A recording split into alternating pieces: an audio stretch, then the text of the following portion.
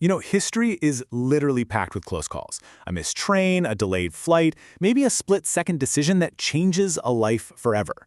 But sometimes survival goes way beyond just, a coincidence. Sometimes these stories of survival are so incredibly dark and just completely inexplicable that they literally defy all logic and reason. Welcome to This Explainer. Today, we're going to explore a series of historical events where the impossible actually happened, where death itself seemed to blink. Seriously, just take a second and let that question sink in. We build machines, we make plans, we set events into motion with absolute certainty. But what actually happens when the literal machinery of death, stuff designed to be absolutely foolproof, just refuses to function? Okay, so let's dive into our first case. And honestly, this one is just mind-blowing. Picture this. You're standing on the gallows. The crowd is dead silent. The executioner pulls the heavy lever, and nothing happens. Not once, not twice, but 3 separate times. It sounds like a myth, right? Like a piece of urban folklore. But it is a thoroughly documented historical fact. A terrifying, mechanical impossibility that happened to one man. This is the chilling reality of a man named John Lee.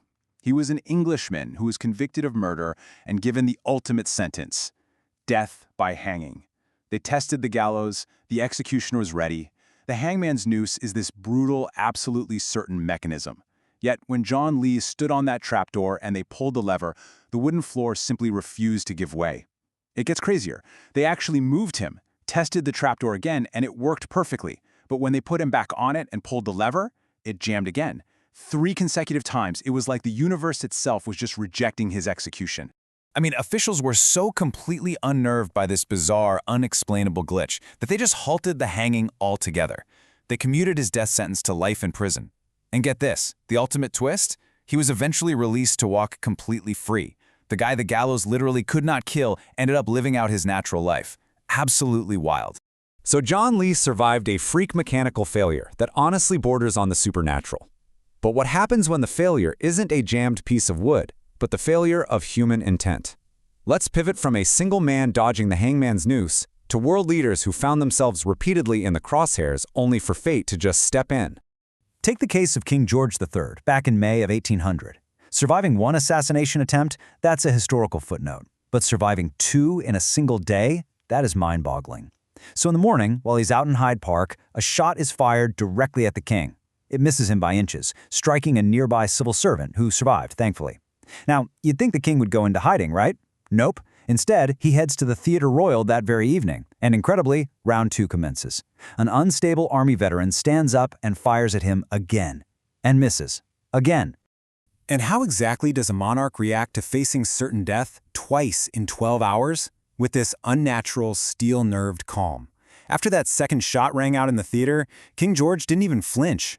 He simply ordered that the performance continue as if absolutely nothing had happened. The show must go on, right? Now, George III dodging 2 bullets in a day is impressive. But if we want to talk about defying the Reaper on a completely different scale, we have to look at another historical figure. And look, we are objectively comparing 2 vastly different leaders here, an 18th century British king and a 20th century Cuban revolutionary. But regardless of your politics, the sheer volume of lethal intent directed at Fidel Castro makes George's really bad day look like a walk in the park. Over 600, and no, that isn't an exaggeration. That is the documented estimate of separate assassination plots Fidel Castro managed to survive throughout his lifetime. It's a ridiculous, almost cartoonish volume of lethal attempts. And what's really fascinating here is just how absurd the methods got. These plots came from every conceivable direction: exiled enemies, rival factions, even the mob. But the desperation to take him out turned lethal intent into this bizarre comedy of errors. They literally plotted to use exploding cigars. They tried poison diving suits. Time and time again, the machinery of death, no matter how creative it got, simply failed to connect. Assassins are one thing, You can dodge a bullet, you can avoid an exploding cigar. But how on earth do you dodge an inescapable mass disaster? Let's shift our focus from targeted political attacks to the chaotic, indiscriminate terror of the ocean. I want to introduce you to a man known to history as the unsinkable stoker. So the crucial point here is understanding what a stoker actually was. This wasn't some passenger casually strolling on the deck near the lifeboats. A stoker worked deep in the dark belly of the ship, literally shoveling coal into roaring furnaces.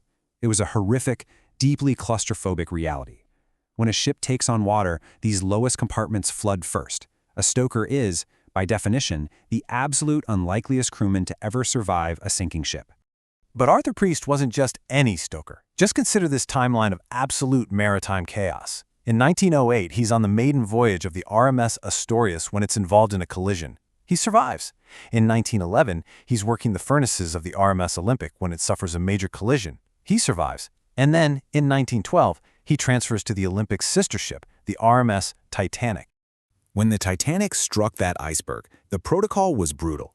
To try and save the ship, the watertight doors had to be sealed, effectively trapping the stokers in the compartments below as the freezing seawater rushed in.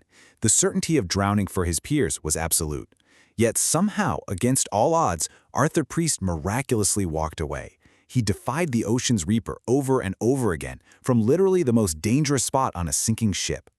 Okay, so we've looked at a jammed trapdoor, missed bullets, and sinking ships. But for our final historical mystery, we are escalating the stakes to the absolute maximum. We're moving from individual survival to a moment where all of humanity, every man, woman, and child on Earth, was sitting on the executioner's block. The date is October 25, 1962. We are dead center in the Cuban Missile Crisis. Tensions between the US and the Soviets are razor thin. Everyone's finger is hovering over the red button. Let's walk through these terrifying steps. Step 1. Late at night, a guard at a military base in Duluth, Minnesota, spots a shadowy figure climbing the perimeter fence. Step 2. Fearing a Soviet attack, the guard pulls the sabotage alarm. Step 3. By some horrific miscommunication, that sabotage alarm is misunderstood at nearby Volk Field in Wisconsin. It doesn't sound as a warning, it sounds as a full-blown nuclear launch alert. And this brilliantly illustrates the terrifying domino effect of the Cold War. A simple fence breach in Duluth instantly translates to a sabotage alarm. But down the line at Volk Field, the alarm is misread, and fully loaded, nuclear-armed jets are ordered to immediately deploy on the runway. If those pilots take off and fire, the Soviets retaliate. It is the beginning of global annihilation, all because of a figure on a fence. And who exactly was this shadowy Soviet saboteur trying to break into the Duluth base? It was a bear. Literally just a wandering bear trying to climb a fence in Minnesota. This single animal unknowingly put the entire planet seconds away from a nuclear holocaust. Thankfully, the error was caught. The deployment was canceled before the jets could take to the sky. But guys, it was canceled with only minutes to spare. The clock ticked down to the very last seconds before the mistake was realized. Humanity was entirely spared by a wandering animal and a frantic last-second phone call. The machinery of death takes so many forms, doesn't it? A wooden trapdoor and a hangman's noose, an assassin's pistol, the freezing depths of the Atlantic Ocean, or the world-ending payload of a nuclear weapon. Yet, in all these unbelievable stories, the mechanism just failed. John Lee walked free. King George kept watching his play. Arthur Priest dried off. And the world kept spinning because of a bear. Which leaves us with a pretty chilling thought to end this explainer. History is written by the survivors, right? By the impossibly lucky. But it makes you wonder about the present. Right now, today, what unseen forces or sheer unexplainable luck are keeping the machinery of death at bay in your own fragile life? Think about that next time a minor inconvenience delays your day. It might just be the universe jamming the trapdoor. Thanks so much for watching, and stay curious.